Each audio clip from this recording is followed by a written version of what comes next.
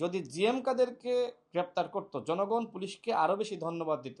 কিন্তু জিএম কাদেরের সরকারের কতিপয় উপদেষ্টার সাথে প্রেম রয়েছে, পীড়িত রয়েছে, এই কারণে জিএম কাদেরকে গ্রেপ্তার করা হচ্ছে না। এর আগে আমরা দেখেছিলাম যে স্বরাষ্ট্র উপদেষ্টার সাথে জিএম কাদের এবং তার চেলাপেলারা বৈঠক করছে।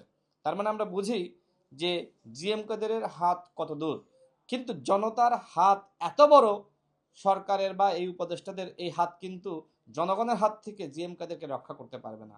এখন হয়তো রেহাই পেয়ে যাচ্ছে, কিন্তু জনগণের সরকার ক্ষমতায় আসলে এই জিএম কাদেরের অবস্থা কিন্তু আপনার ওই যে ইয়ের মতো হবে, আপনার নুরুল হুদার মতো হবে। জনগণই জুতাপেটা করবে।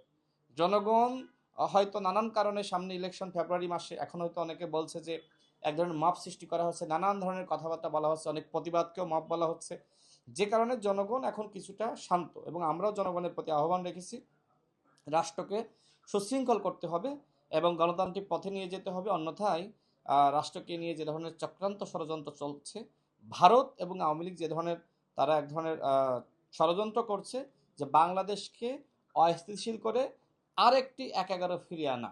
তো আমরা তো আরেকটি ১/১১ কোনোভাবে চাই না। আমরা চাই বাংলাদেশ গণতান্ত্রিক ধারায় অগ্রসর হবে এবং বাংলাদেশের জনগণ তারা একটি গণতান্ত্রিক রাষ্ট্র উপহার পাবে। সেজন্য আমরা হয়তো এখন অনেকটা ধৈর্য ধরছি, কিন্তু এই ফ্যাসিবাদের দোসররা এবং ফ্যাসিবাদ কোনোভাবেই রক্ষা পাবে না।